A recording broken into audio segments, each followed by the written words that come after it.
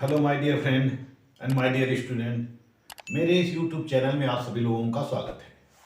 जैसा कि मैं आप लोगों को बीए फोर्थ सेमेस्टर से वेस्टर्न पॉलिटिकल थिंकर बता रहा हूँ।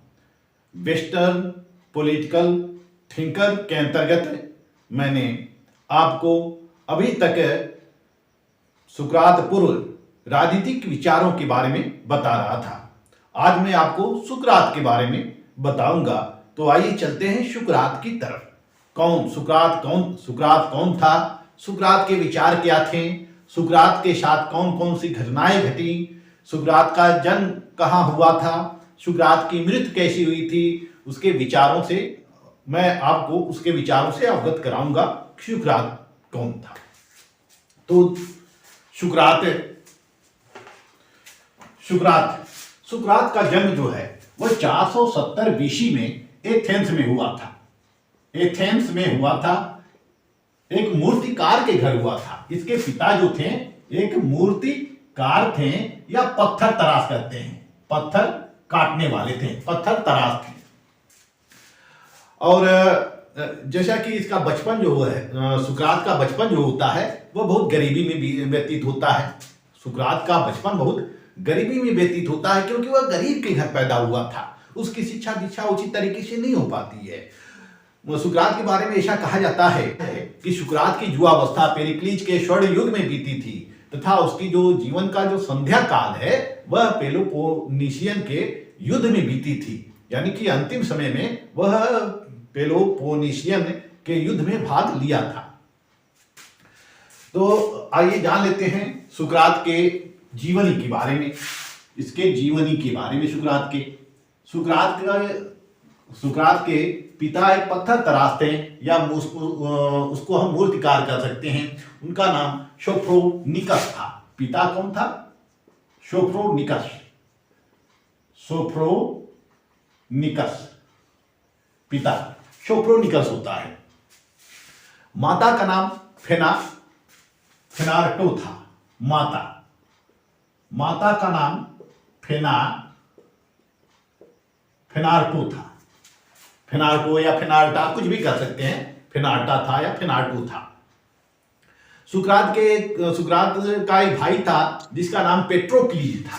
भाई का नाम क्या था? पेट्रोक्लीज था। भाई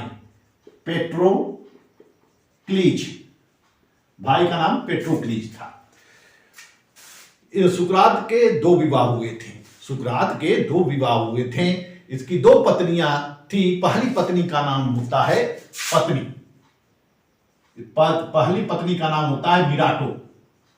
मिराटो। पहली पत्नी का नाम क्या होता है? मिराटो या मीरेटो। यह पहली पत्नी थी और इस पहली पत्नी से इसके पास दो बच्चे होते हैं। जो मिराटो के पश्चात फिर इसकी दूसरी शादी होती है। उसकी दूसरी पत्नी का नाम होता है जेनथाइप के पास एक बच्चे थे। इस तरह सुकरात के पास तीन बच्चे थे। तो इस तरह से सुकरात के बारे में हम जो देखते हैं, विभिन्न प्रमाणों से हमें पता चलता है कि सुकरात एक गरीब घर में पैदा हुआ था। इसके पिता एक मूर्ति तराश थे या पत्थर काटने वाले थे। तो पहले तो उन्होंने अपने पिता के साथ मूर्ति तराशने का कार्य किया या पत्थर काटने का कार्य किया। फिर सुकरात जो होता है वह सेना में भर्ती हो जाता है। और सेना में भर्ती जब हो जाता है तो वह विभिन्न युद्धों में भाग लेता है और वीरता का परिचय देता है, अदम्य साहस का परिचय देता है, शूरवीरता का परिचय देता है। सुकरात ने जो युद्ध लड़ा वह युद्ध जीता गया। तो सुकरात ने डेलियम के युद्ध में और थ्रेस की लड़ाई में भाग लिया था। किसमें भाग लिया था? डेलियम के युद्ध में और थ्रेस की लड़ाई में भाग लिया था। और सुकरात के नेतृत्व में ये डेलियम और थ्रेस दोनों युद्ध जीता गया था क्योंकि इसमें वीरतापूर्वक लड़ा था। हालांकि सुकरात 65 वर्ष की आयु में वह राज्य परिषद का सदस्य भी चुना गया। राज्य परिषद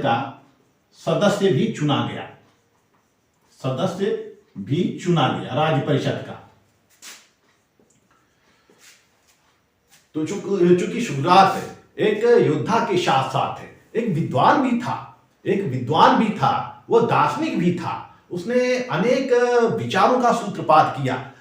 हालांकि सुकरात के समय सोफिस्टों का अस्तित्व हो गया था, लेकिन सुकरात एक सोफिस्ट नहीं था। वो सोफिस्टों से भी बढ़ चढ़कर था। यानी कि सोफिस्टों की विचारधारा अलग थी, सुकरात की विचारधारा अलग थी। सुकरात मुख्य रूप से जो था वह एक दार्शनिक था, एक चिंतक था, एक फिलोसोफर था। वह सोफिस्ट नहीं था, बल्कि सोफिस्ट से वह अलग थी, क्योंकि सोफिस्ट की विचारधाराएं अलग होती हैं और सुकरात की विचारधाराएं अलग होती हैं। सुकरात का मुख्य उद्देश्य होता है शाश्वत सत्य, परम धर्म इत्यादि अंतिम रहस्यों को खोज करना, अंतिम रहस्यों की पहचान करना कि अंतिम रहस्य क्या है, सत्य क्या है, ज्ञान क्या है, शाश्वत क्या है इत्यादि।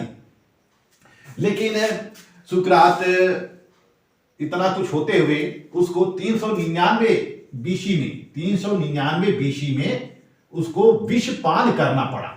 इतना महान होते हुए यूनान का महान दार्शनिक, या यूनान का प्रथम दार्शनिक हम कर सकते हैं इसको, यूनान का प्रथम दार्शनिक कर सकते हैं। तो यूनान का प्रथम दार्शनिक होने के बावजूद भी सुकरात को 399 ईसा पूर्व में विषपान करना पड़ा था। विषपान क्यों करना पड़ा था? सुकरात के ऊपर 3 प्रकार के आरोप लगाए गए थे, 3 आरोप लगाए गए थे और उसको दोषी साबित कर दिया जाता है। और दोषी जब साबित कर दिया जाता है तो 399 ईसा पूर्व में उसको विषपान करना पड़ता है। वह आरोप कौन कौन से होते हैं? पहला आरोप यह होता है कि सुकरात के ऊपर यह आरोप लगाया गया था कि यह राज्य द्वारा पूजे जाने वाले देवी देवताओं का विरोध कर रहा है। दूसरा आरोप यह लगाया गया था कि राज्य द्वारा पूजे जाने वाले देवी देवताओं का विरोध कर रहा है, उसके स्थान पर यह अपनी कल्पित देवता को महत्व प्रदान कर रहा है। यह कल्पित देवता को पूजने के लिए कह रहा है, क्योंकि सुकरात यह कहता था कि ईश्वर एक है। सुकरात यह कहा करता था ईश्वर एक है। तो यूनान वासियों को विश्वास नहीं हुआ होता था, क्योंकि वह प्राचीन परंपरा, प्राचीन संस्कृति में रहते चले आ रहे थे। विभिन्न देवी देवताएं थे, विभिन्न ग्राम के देवता थे। तो उन ग्राम देवताओं की पूजा विभिन्न देवता थे, तो विभिन्न देवताओं की पूजा होती थी। तीसरा आरोप यह लगा था कि सुकरात अपनी शिक्षाओं के द्वारा युवाओं को पथभ्रष्ट कर रहा है। यह एक राष्ट्र विद्रोह की भावना भर रहा है युवाओं के अंदर। ये 3 प्रकार के उसके ऊपर आरोप लगते हैं। जो 3 प्रकार के आरोप लगाए जाते हैं, यानी 3 आरोप सुकरात के ऊपर लगाए जाते हैं। वह 3 आरोप लगाया किसने था? 3 आरोप किसने लगाया था? यह 3 आरोप जो थे, यह 3 राजनीतिक चाटुकारों के द्वारा लगाए गए थे। पहला चाटुकार था एनीटस। पहला चाटुकार था। पहला चाटुकार होता है एनीटस, दूसरा होता है मिलेटस, दूसरा चाटुकार होता है मिलेटस, और तीसरा चाटुकार होता है लाइकान। यह 3 चाटुकारों के द्वारा, जो एथेंस के चाटुकार होते हैं, राजनीतिक चाटुकार होते हैं, इन राजनीतिक चाटुकारों के द्वारा वहां पर लगाया जाता है, आरोप लगाया जाता है। सुकरात के ऊपर आरोप लगाया जाता है। और सुकरात को जो सजा हुई थी, उसने 501 जजों की परिषद हुआ करती थी यूनान में। 501 जजों की परिषद हुआ करती थी। और यह परिषद ने बहुमत के आधार पर सुकरात को विषपान पीने के लिए दंडित किया, मृत्यु दंड की सजा सुनाई थी। क्योंकि उसमें प्राचीन यूनान में जो मृत्यु दंड की सजा दी जाती थी, तो वर्तमान की तरह से फांसी पे नहीं लटकाया जाता था। उनको विष का प्याला पीना पड़ता था। विष का प्याला पीकर अपने प्राणों की बलि देनी होती थी, आहुति देनी होती थी। तो सुकरात को जब सुकरात को 501 जजों की परिषद के द्वारा मृत्युदंड दिया गया, तो सुकरात जो था वह अब सुकरात को अब बंदी बना लिया जाता है। दिन तय कर दिया जाता है कि अब सुकरात को इस दिन विष का प्याला दिया जाएगा। इसी बीच में उसके विभिन्न शिष्य होते हैं, जैसे कि उसका जेनोफेन होता है, जेनोफेन शिष्य होता है, प्लेटो होता है, क्रीटो होता है, क्रीटो, ये विभिन्न इत्यादि विभिन्न शिष्य होते हैं, इसके विभिन्न सगे संबंधी होते हैं, क्योंकि सुकरात का भी एक परिवार होता है। तो विभिन्न शिष्य जो होते हैं उसको भागने की सलाह देते हैं, उसको भागने की सलाह देते हैं सुकरात को कि भाग जाओ तुम, क्योंकि तुम्हारे पास परिवार है, तुम्हारे परिवार का भरण पोषण का दायित्व कौन संभालेगा। लेकिन सुकरात नहीं भागता है, क्योंकि वह एक दार्शनिक होता है, वह दार्शनिक होता है। तो जब वह भागने से मना कर देता है, सुकरात जो है वह भागने से मना कर देता है। वह कहता है कि मैं भागूंगा नहीं, मैं इस राज्य के कानून का पालन करूंगा, इस राज्य के कानून का पालन करूंगा, चाहे यह कानून भले ही बुरा हो, यह कानून मुझको मार सकता है, मेरे विचारों को नहीं मार सकता है। यदि मैं भाग गया तो मेरे विचार भी मृत्यु हो जाएंगे, यहां मैं मरूंगा, मेरा विचार नहीं मरेगा, मेरा विचार जीवित रहेगा। और सुकरात ने अपनी दृढ़ इच्छा ठान ली और मरने के लिए वह विष का प्याला फिर पी जाता है। और सुकरात विष पान करते ही उसकी इह लीला समाप्त हो जाती है। प्लेटो ने अपने अपोलाजी में सुकरात के विषपान का वर्णन किया है, विस्तार पूर्वक वर्णन किया है प्लेटो ने जो अपनी पुस्तक लिखी अपोलाजी, उसमें सुकरात द्वारा विषपान का वह वर्णन करता है, विस्तार पूर्वक वर्णन किया है। अब हम देखते हैं 399, यह जो दार्शनिक होता है 470 में पैदा होता है, 399 मर जाता है, यानी कि लगभग 71 साल की अवस्था में वह एक्सपायर कर जाता है, मृत्यु की गोद में समा जाता है। लेकिन उसने जो दर्शन दिया, जो फिलॉसफी दिया, प्लेटो और अरस्तु ने उस फिलॉसफी को आगे बढ़ाया था। सुकरात के ऊपर जो प्रभाव होता है उसके पूर्व के विचारकों का भी प्रभाव होता है, जैसे पार्मेनिडाइज था या पार्मेनिडीज होता है, जीनो होता है, प्रोटोगोरस है, एनाक्सीगोरस है, आर्किलाश इत्यादि का प्रभाव सुकरात के विचारों के ऊपर पड़ता है। यानी कि सुकरात अपने विचारों का ग्रहण किससे किया? एनाक्सीगोरस से किया था, पाइथागोरस से किया था, प्रोटोगोरस से किया था और पार्मेनिडीज से किया था। क्योंकि उसका उद्देश्य जो होता है सुकरात का, वह सत्य की खोज करना था, शुभ की खोज करना था, ज्ञान की खोज करना था। यानी कि सुकरात कहता है कि हमें सत्य की खोज करना है, सत्य का कैसे खोज करेंगे, सत्य की कैसे खोज करेंगे या सत्य का अन्वेषण कैसे करेंगे। इसके लिए सुकरात ने जो पद्धति अपनाई, वह पद्धति कौन सी थी? संवादात्मक पद्धति थी या डायलेक्टिव पद्धति थी। वो पद्धति डायलेक्टिव मेथड थी, डायलेक्टिव या डायलेक्टिकल कह सकते हैं इसको, डायलेक्टिकल मेथड का प्रयोग इसने किया था, संवादात्मक पद्धति का प्रयोग किया था। क्योंकि सुकरात ये कहता है, सुकरात की जो पद्धति होती है वह बाजारों में, हाटों में, मेलों में घूमता रहता था, लोगों से क्वेश्चन किया करता था, ऐसे क्वेश्चन लोगों से किया करता था कि लोग उसके क्वेश्चन से निरुत्तर हो जाते थे, वह लोग जवाब नहीं देते थे। तो जो अरस्तु की शैली है वह संवादात्मक शैली है, जिसका कि प्लेटो ने अपने रिपब्लिक में वर्णन किया है, फ्रीडो में वर्णन किया है, क्रीटो में वर्णन किया है, पलाजी में वर्णन किया है। प्लेटो ने अपने विभिन्न ग्रंथों में सुकरात के संवादात्मक पद्धति का प्रयोग किया है, संवाद के माध्यम से उसने अपने सिद्धांतों का निरूपण किया है। तो जो सुकरात की पद्धति होती है वह संवादात्मक पद्धति होती है, या इसको हम द्वंद्वात्मक पद्धति भी कर सकते हैं। यानी कि विचारों में द्वंद्व चलता रहता है, विचारों में द्वंद्व चलते चलते वह सत्य की खोज तक पहुंचता है, सत्य की खोज करता है या सत्य के पास तक पहुंचता है। आइए अब देखते हैं सुकरात के विचार, राजनीतिक विचार। सुकरात के विचार कौन कौन से थे, मतलब कि उसने कौन कौन सा विचार दिया लोगों को। तो सुकरात का पहला विचार है निरपेक्ष एवं सत्य ज्ञान में विश्वास। जैसा कि इसके पहले के, सुकरात के पहले के जो सोफिस्ट थे वह निरपेक्ष और सत्य ज्ञान में विश्वास नहीं रखते थे, वह संशयवादी दृष्टिकोण को अपनाते थे, संशयवादी दृष्टिकोण। जैसा कि पिछले वीडियो में मैंने आपको बताया था सोफिस्टवादी विचारधारा में कि सोफिस्ट जो थे वह संशयवादी विचारधारा के प्रतिपादक थे। यानी कि सोफिस्टों का एक कहना था कि इस संसार में निरपेक्ष सत्य जैसी कोई भी वस्तु नहीं है, क्या सही है, क्या असत्य, क्या सत्य है, क्या असत्य है, इसको हम जान नहीं सकते हैं।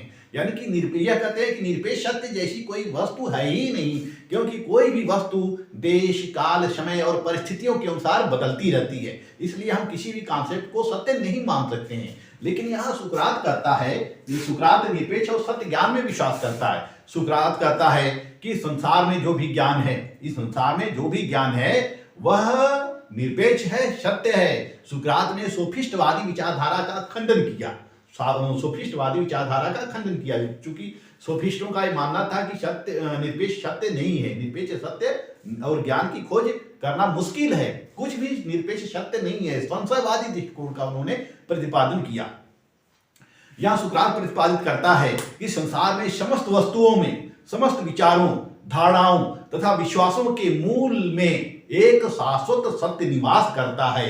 यानी कि जितने भी यहाँ वस्तु हैं, जितने भी विचार हैं, जितने भी कॉन्सेप्ट हैं, सब में एक सत्य निवास करता है, एक शाश्वत सत्य निवास करता है, जो कि देश काल की परिधि से बाहर है। हम वह देश काल की परिधि से बाहर है, हम उनको समझ नहीं सकते। उनको समझने के लिए हमें ज्ञान होना चाहिए। अब चूंकि सुकरात कहता है कि उनको समझने के लिए हमें ज्ञान होना चाहिए, तो वह दो ज्ञान का सिद्धांत देता है। वह ज्ञान को दो प्रकार बताता है, और इसके दो ज्ञान के, जब वह ज्ञान को दो भागों में बांटता है तो उसको हम सुकरात के दो ज्ञानों का सिद्धांत भी कहते हैं। यानी कि पहला जो है बाह्य ज्ञान है, बाह्य ज्ञान, बाह्य ज्ञान, पहला बाह्य ज्ञान है, और दूसरा जो है वह वास्तविक ज्ञान है। सुकरात कहता है कि यह ज्ञान की जो श्रेणियां होती हैं दो होती हैं, एक बाह्य होती है और एक वास्तविक होती है। जो बाह्य ज्ञान होता है वह इंद्रिय जनित होता है, वह अनुभविक होता है। हम अनुभव के द्वारा प्राप्त करते हैं, अपनी इंद्रियों से प्राप्त करते हैं। जो बाह्य ज्ञान होता है, जैसे अपने हाथ से, अपने आंख से, नाक से, कान से, पैर से, अपने दिमाग से, इनसे अनुभव करते हैं। तो ये बाहरी वस्तुओं को जो देखते हैं और बाहरी वस्तुओं को देखकर जो हमें जो अवलोकन करते हैं, जो ज्ञान प्राप्त करते हैं, वह ज्ञान जो होता है बाह्य ज्ञान होता है। यानी कि बाह्य ज्ञान जो होता है वह कैसा होता है? इंद्रिय परक होता है, इंद्रिय परक होता है। बाह्य ज्ञान इंद्रिय परक होता है, यानी कि इंद्रियों से अनुभूत जो हम करते हैं। लेकिन जो वास्तविक ज्ञान होता है, सुकरात यह कहता है कि वास्तविक ज्ञान जो होता है वह पूर्ण रूप से वैज्ञानिक होता है, कार्य और करण पर आधारित होता है। उस ज्ञान को हम बदल नहीं सकते हैं। वह ज्ञान शाश्वत सत्य होता है, अस्थायी होता है, अपरिवर्तनशील होता है, वह कभी परिवर्तित नहीं होता है। जो ज्ञान होता है, जो हम ज्ञान प्राप्त करते हैं, अपने आत्मा अनुभूति जो करते हैं, वह समय काल देश के अनुसार बदलता नहीं रहता है।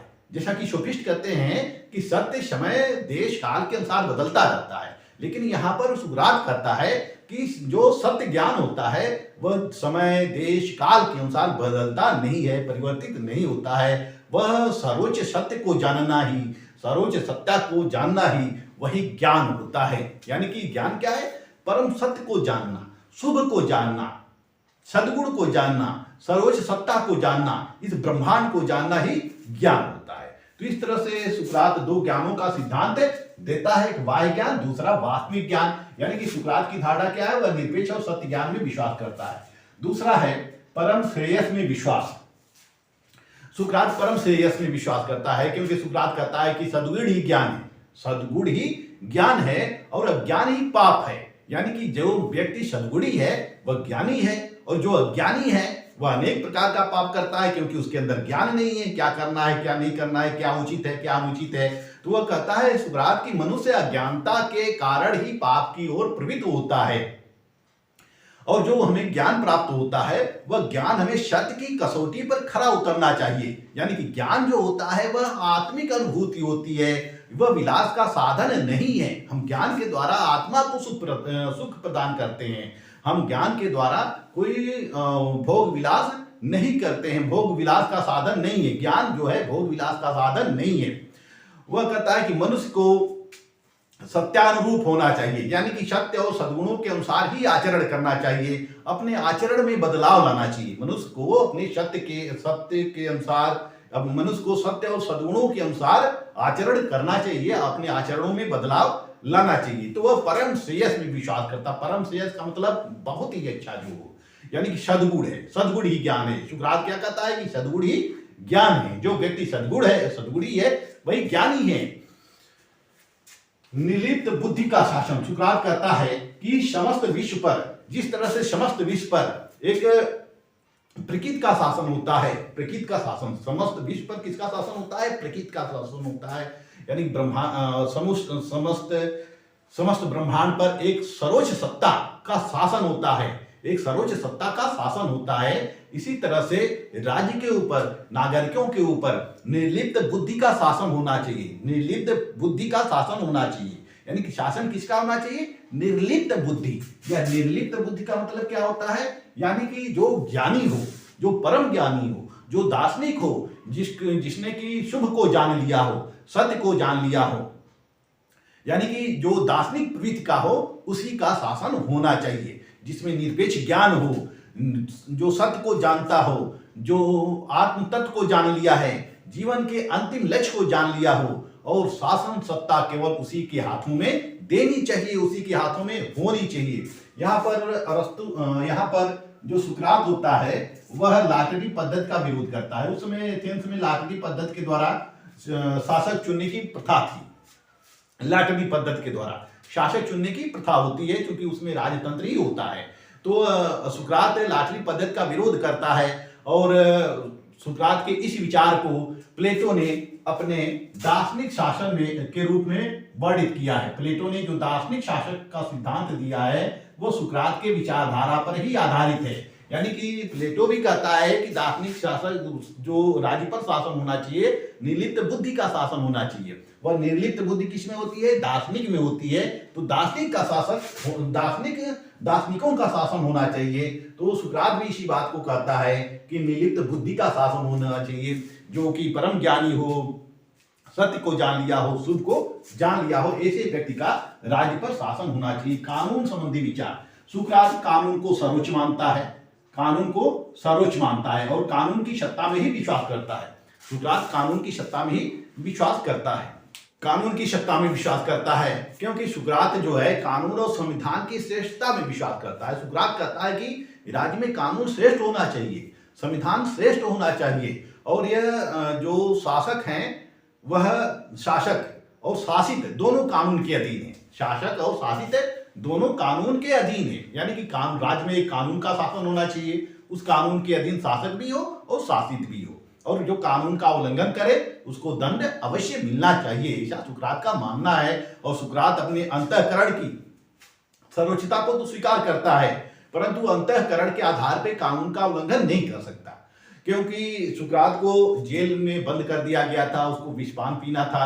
सुकरात अगर चाहता तो वह भाग भी सकता था। अंतःकरण की स्वतंत्रता के आधार पर वह उस न्याय का उल्लंघन कर सकता था, दंड का उल्लंघन कर सकता था। उसके मित्रों के द्वारा, उसके साथियों के द्वारा ऐसा कहा भी गया कि तुम जेल से भाग जाओ, लेकिन सुकरात नहीं भागा।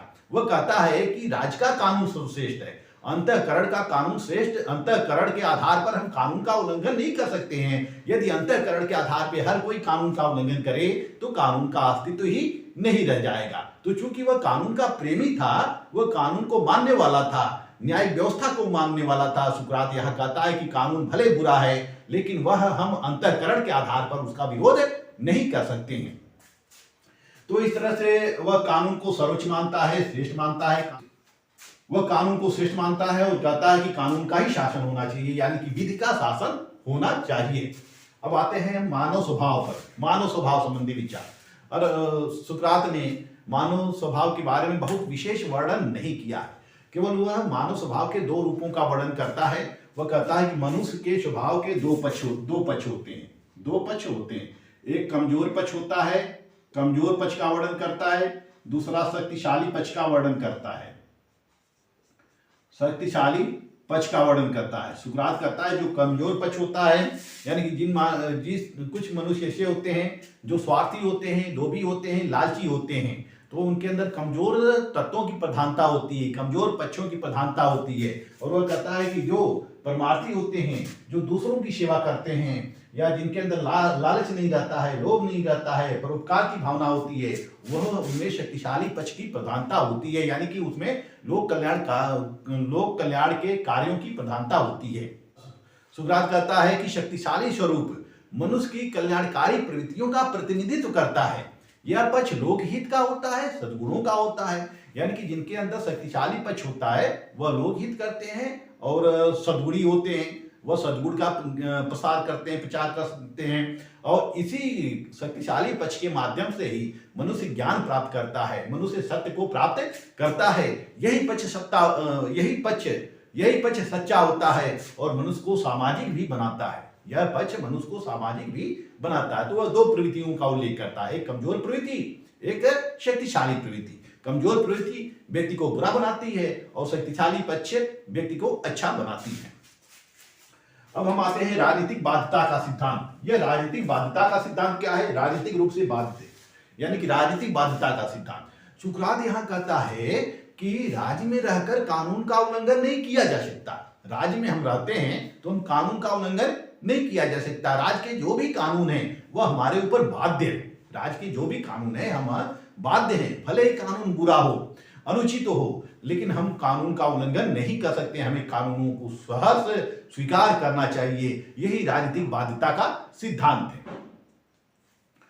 तो इस तरह से हम देखते हैं कि अरस्तु राजनीतिक बाध्यता का सिद्धांत देता है। वह कहता है कि राज्य के कानून भले बुरे हों, लेकिन कोई भी उसका कानून का उल्लंघन नहीं कर सकता, क्योंकि राज्य के कानून सबके हित के लिए होते हैं। हमें राज्य में रहते हुए कानून का उल्लंघन नहीं कर सकते हैं। वह कानून की दास्ता में विश्वास करता है, कानून की दास्ता में विश्वास करता है। वह कहता है कि हर व्यक्ति जो है कानून के अधीन है, वो कानून का उल्लंघन नहीं कर सकता। तो इस तरह से सुकरात ने